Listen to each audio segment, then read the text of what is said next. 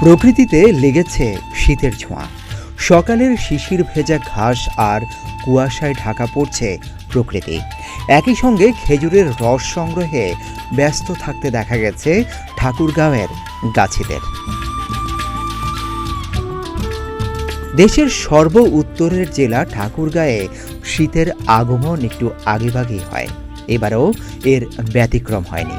শীত আসার সঙ্গে সঙ্গে খেজুরের রস সংগ্রহ করে গুড় তৈরিতে ব্যস্ত সময় পার করছেন গাছিরা। ঠাকুরগাঁও জেলায় বিভিন্ন গ্রামে একসময় খেজুর গাছে ভরপুর ছিল। শীত এলেই ব্যস্ত হয়ে পড়তেন গাছিরা। বিকাল হলেই গাছে হাঁড়ি বসাতেন, আবার সকাল হলে রস সংগ্রহ করে বাড়ি নিয়ে আসতেন। দুপুর থেকে বিকাল পর্যন্ত চলত গুড় পাটালি তৈরির কাজ। খেজুরের গুড় আর পাটালির মৌ গন্ধ বাতাসে ভেসে বেড়াত গ্রামের পর গ্রাম।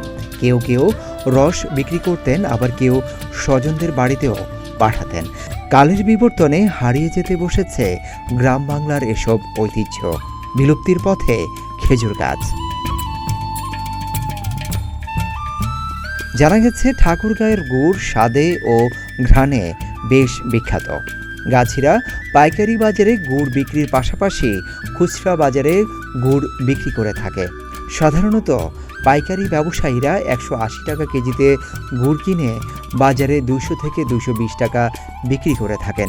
প্রতিদিন 100 কেজির বেশি গুড় তৈরি করে গাছিরা। তবে শীত যত বাড়বে তত বেশি গুড় উৎপাদনের আশা গাছিদের। তাদের উৎপাদিত গুড় স্থানীয় বাজারের চাহিদা পূরণ করে পাঠানো হচ্ছে দেশের অন্যান্য জেলায়। তবে জানা যায় এই জেলায় খেজুরের গাছ রোপণের ক্ষেত্রে তেমন একটা আগ্রহ দেখা যায় না।